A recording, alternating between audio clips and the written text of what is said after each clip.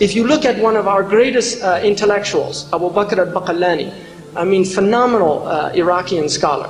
He initially was a faqih in the Maliki school.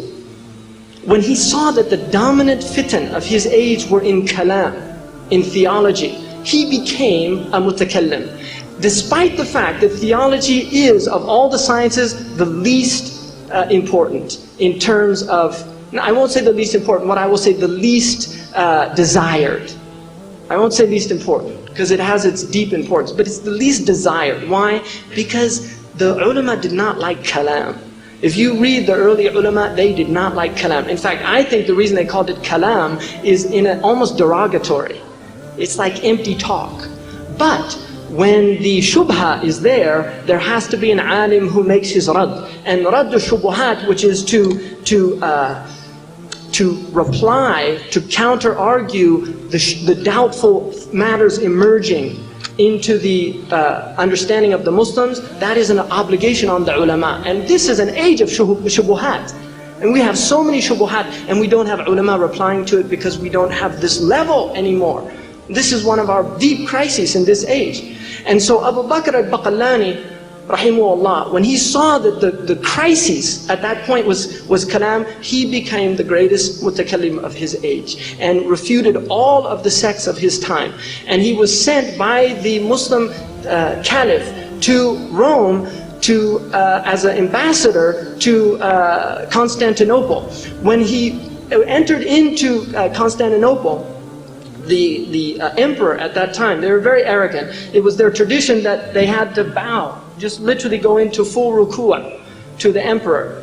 And he wanted Abu Bakr al-Baqillani to bow to him. And his saqifa, the bishops, told him, no, the Muslims don't bow except to Allah.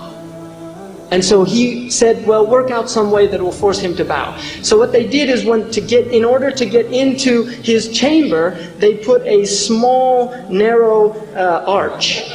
And that would force him to come in to it bowed.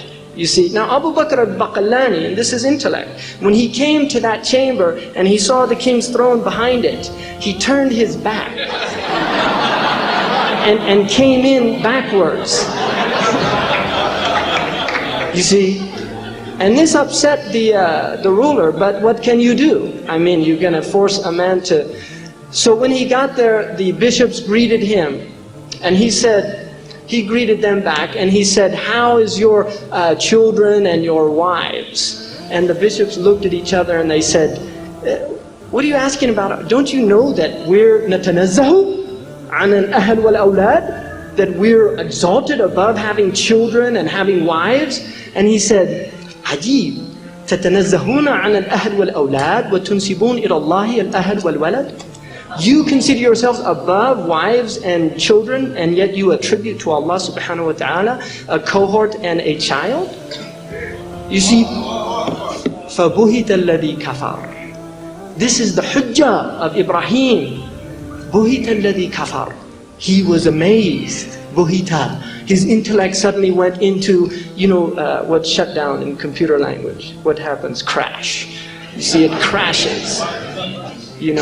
فَيَدْمَغَهُ. Yadmagh means, it means to overwhelm them with hujjah, but the root word is like smashing the brain. You see? So you literally, buhit, he doesn't know what to say. And then the king said, you see, because they knew Islam, they were living with the Muslims, they knew. He said, tell us about Hadithul Ifk. We want to hear about Hadithul Ifk, which is when Aisha was accused of adultery. Everybody knows that. So Abu Bakr al-Baqillani said, Naam, two righteous women, Mary and Aisha, they were both accused of adultery. As for Mary, she became pregnant. As for Aisha, she didn't. But Allah has absolved both of them of any blemish. You see, this is power.